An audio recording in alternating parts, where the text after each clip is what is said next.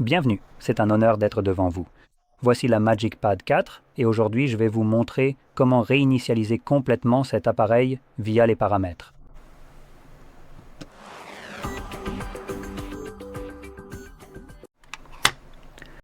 Pour commencer, je vais d'abord parler de la sauvegarde de votre appareil, car votre tablette contient probablement certaines de vos informations personnelles que vous souhaitez conserver.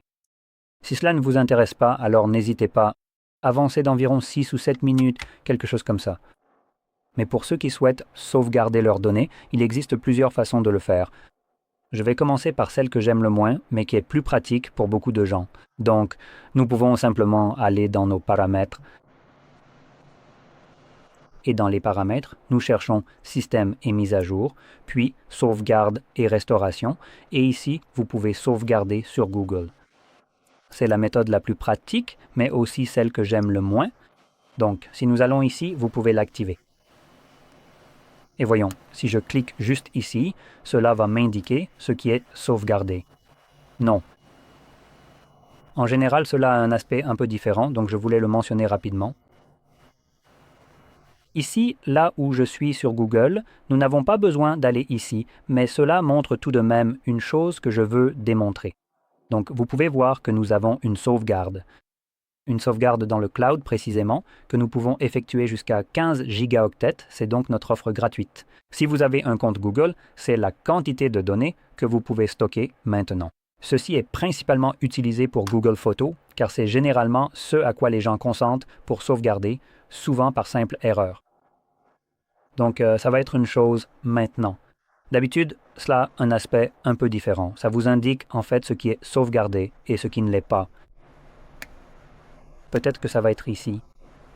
Donc ici, nous avons des interrupteurs qui nous montrent ce qui est sauvegardé d'une certaine manière. Ce n'est pas non plus ce que je cherche, mais ça sépare plutôt bien les choses. Donc en ce moment, des choses comme notre agenda sont bel et bien sauvegardées.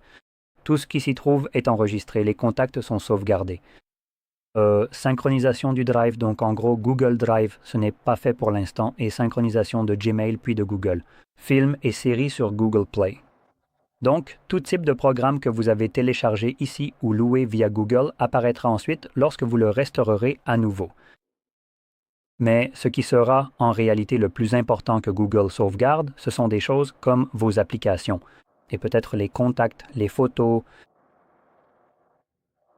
les données d'application, les messages SMS et MMS. Celle que je préfère personnellement, c'est la sauvegarde des applications. Celle-ci, Google l'a fait, mais uniquement si les applications proviennent du Play Store. Si une application provient de l'extérieur du Play Store, comme GitHub ou autre, Google l'ignore complètement lors de la sauvegarde, ce qui, en tant que sauvegarde, la rend inutile. Et de plus, même si une application provient du Play Store, disons que vous utilisez un émulateur, mais qu'elle n'est plus disponible sur le Play Store, même si vous l'avez sur votre appareil. Cela non plus ne sera pas restauré, car cette sauvegarde ne la sauvegarde jamais réellement, et la portée de cette sauvegarde équivaut à prendre un post-it.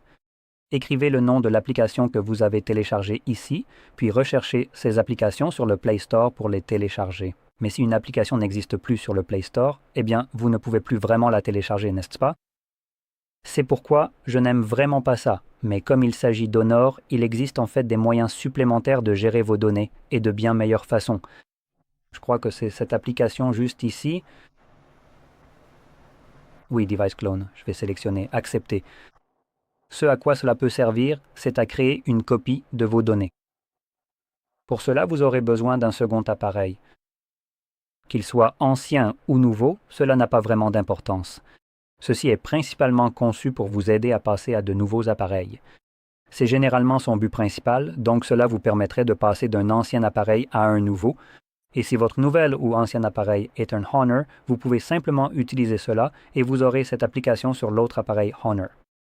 Maintenant, sélectionner si c'est un ancien ou un nouvel appareil signifie aussi que si c'est un ancien appareil, vous envoyez les données. Si c'est un nouvel appareil, vous les recevez. Donc, c'est essentiellement à cela que ça se résume. Soit envoyer, soit recevoir, mais cette application, en particulier Device Clone, KENO, ne peut être utilisée que pour transférer des données vers un appareil Honor ou entre des appareils Honor. si vous téléchargez Device Clone. Sur un appareil comme un Samsung, par exemple, que j'ai ici, vous ne pourrez pas sélectionner dans cette application que votre Samsung est le nouvel appareil. Ces applications sont développées par les entreprises pour vous aider à transférer des données vers leur marque, et non pas pour quitter leur marque en utilisant leurs outils. Donc c'est un peu comme ça que ça fonctionne. Et en gros, vous devez télécharger l'application de la marque vers laquelle vous transférez les données. Donc si c'est vers un Samsung que vous transférez des données, vous devriez télécharger Smart Switch. Maintenant, d'autres appareils ou marques ont leur propre version de ce type d'application. Par exemple, Huawei a un clone de téléphone, Oppo, Realme A, Oppo et OnePlus. Désolé, c'est ce que je voulais dire. Huawei propose des téléphones clonés. Samsung, comme je l'ai mentionné, possède Smart Switch, Xiaomi possède Mi Mover, Motorola a Motomove ou Motoclone, quelque chose comme ça, je ne me souviens plus. Vous pouvez donc utiliser n'importe laquelle de ces applications, cherchez-la si vous ne la connaissez pas, mais gardez à l'esprit que toutes les entreprises n'ont pas leur propre application. Infinix, par exemple, n'en a pas. Mais dans tous les cas, vous pouvez ensuite utiliser cette application et elles sont très pratiques. Cela vous permet donc de transférer toutes les applications, toutes vos photos, vidéos, que ce soit 15 gigaoctets ou plus. Tout type de données d'application, comme les messages, les contacts, etc., tout cela est également transféré. Et cela fonctionne plutôt bien car il crée un point d'accès sans fil entre ces deux appareils et transfère les données sans fil d'un téléphone à l'autre sans jamais passer par le cloud. Ce qui signifie que vos données vous appartiennent et qu'elles ne sont jamais téléchargées ni utilisées d'une manière sur laquelle vous n'avez aucun contrôle. Je recommande donc généralement d'utiliser ce genre de solution pour tout type de besoin. Et comme je l'ai dit, c'est traditionnellement utilisé pour passer à un nouvel appareil, mais ce n'est pas une obligation de l'utiliser ainsi. Vous pouvez prendre votre ancien téléphone ou votre ancienne tablette et utiliser l'application dessus pour sauvegarder les données de cet appareil sur l'ancien. Et ensuite, si vous souhaitez les restaurer, il vous suffit d'inverser le processus. Vous indiqueriez alors que l'autre appareil est l'ancien et que celui-ci est le nouveau, et vous pourriez ainsi transférer les données à nouveau ici. Bref, maintenant que cela a été réglé, nous pouvons réinitialiser notre appareil.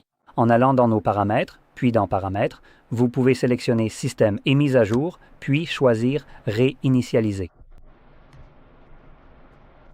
Ici, choisissez Réinitialiser la tablette. Patientez un instant et il vous affichera la liste des données qui seront supprimées par ce processus, ainsi que les comptes qui seront simplement déconnectés. Maintenant que nous avons sauvegardé notre appareil, cela n'a plus vraiment d'importance, donc nous pouvons cliquer sur Réinitialiser la tablette. Si vous avez un verrouillage d'écran, vous devrez le confirmer. Et une fois que c'est fait, il vous propose ici de sauvegarder votre appareil. Mais cela se fait sur un Cloud Honor, donc cette option est basée sur le cloud et liée à Honor, ce qui signifie que vous êtes enfermé dans l'écosystème Honor car vous ne pouvez restaurer une sauvegarde Honor que sur un appareil Honor.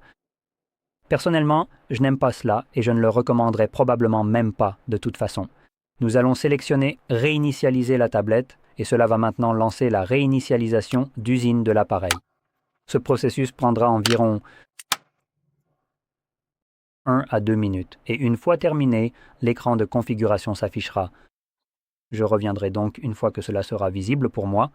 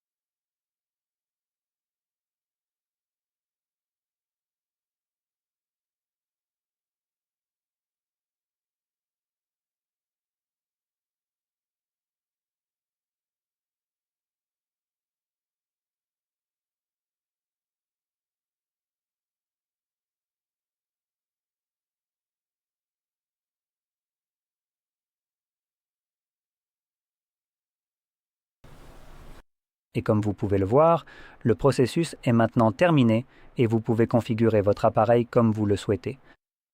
Si vous avez trouvé cela très utile, n'oubliez pas de liker, de vous abonner et merci d'avoir regardé.